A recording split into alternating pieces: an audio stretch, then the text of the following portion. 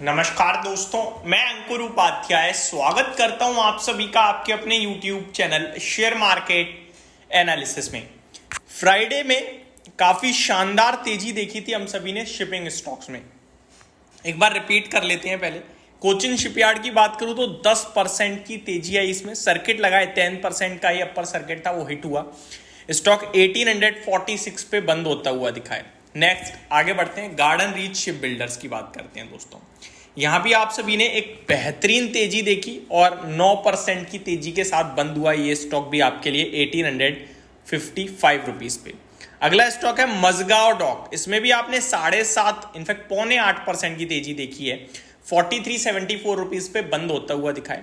Mainly investors के पास यही 3 shipping stocks हैं एंड इन 3 में भी आई थिंक सबसे ज्यादा जो है वो कहीं ना कहीं मजगांव डॉक है इन्वेस्टर्स की पोर्टफोलियो में। अब एक आध और शिपिंग का स्टॉक है, लाइक जीई शिपिंग भी है जिसमें ज्यादा कुछ खास एक्शन होता ही नहीं है, बट माफ कीजिएगा, बट इसमें अगर आप देखें वैल्यूएशन वगैरह तो वो बहुत ही ज्यादा रीजनेबल लगते हैं, बट क्यों नहीं चलता नो वन नोस। ये स्टॉक फ्राइडे यानी परसों भी कुछ खास नहीं करा, 1.5% की तेजी के साथ ही बंद होता हुआ दिखाया हम सभी को।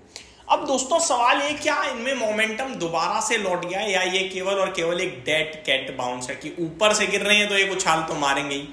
तो यहां मेरी तरफ से जो मेरा व्यू बन रहा है वो अभी बन रहा है कि अभी इसमें ऐसे कोई संकेत नहीं आए कि हाँ भाई fresh round of rally start हो गई है, तेजी फिर से चलने लगी है। ऐसे अभी मेरे को संकेत नहीं दिख रहे हैं। तेजी जरूर दी बट अभी मेरे को ये डेड कैट बाउंस ज्यादा दिख रहा है।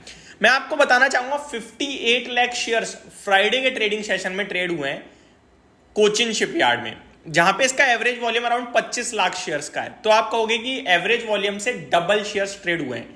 नॉर्मली जब स्टॉक में सर्किट लगता है ना 10% वाला, तो कहीं ना कहीं उसमें एवरेज वॉल्यूम्स के सामने 5 टाइम्स 6 टाइम्स वॉल्यूम्स होते हैं। पहली बात, उतने वॉल्यूम्स नहीं थे। आप कहोगे एवरेज से डबल है भाई एवरेज से डबल नहीं। उस दिन सबको दिख रहे थे ये शिपिंग स्टॉक्स और सबको Mazagon dock, Cochin shipyard and Garden Reach दिख रहा था। उसके बावजूद अगर 58 लाख शेयर्स ही ट्रेड हुए हैं, दैट मींस उतना हैवी पार्टिसिपेशन इन्वेस्टर्स की तरफ से नहीं है। कुछ बहुत ही जल्दी जो जज्बाती हो जाते हैं उनका ही एक्शन था।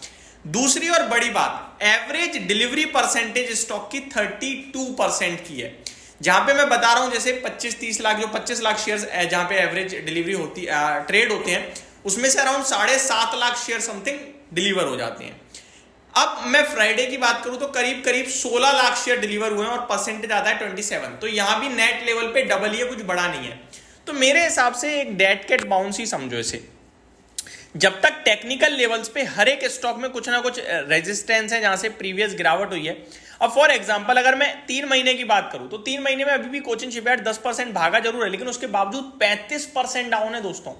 एंड 35% ऊपर से नीचे है। अब ये दोबारा अगर वही हाई लगाने की कोशिश करे ना तो इसे मोर देन 50% रैली करना पड़ेगा। मोर देन 50%, समझ रहे हो बात को, जिसमें 10% आपका कल ही भागा है फ्राइडे को। यानी कि अगर मैं इसका टेक्निकल चार्ट देखूं तो इस प्रकार पहले भी उछाल मारे हैं। फॉर एग्जांपल सबसे पहले 11 जुलाई 2024 को 2863 से गिरा स्टॉक।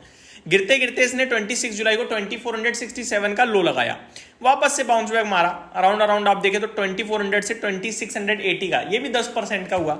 लेकिन फिर क्या हुआ, फिर एक शार्प फॉल आया जहां पे स्टॉक ने 2300 रुपए के लो लगाए। फिर फॉल आया, फिर फॉल, अभी एक बाउंस बैक आया। इस बाउंस बैक में स्टॉक ने अभी प्रीवियस लो भी नहीं निकाला। 12 सितंबर को स्टॉक 1850 रुपए था, अभी भी 1850 है। तो मेरे को लगता है ये उछाल है, इसको एज अ उछाल ही ले। लेकिन एज अ उछाल में ऐसा ना हो कि उछाल ही समझते रहो स्टॉक भाग जाए।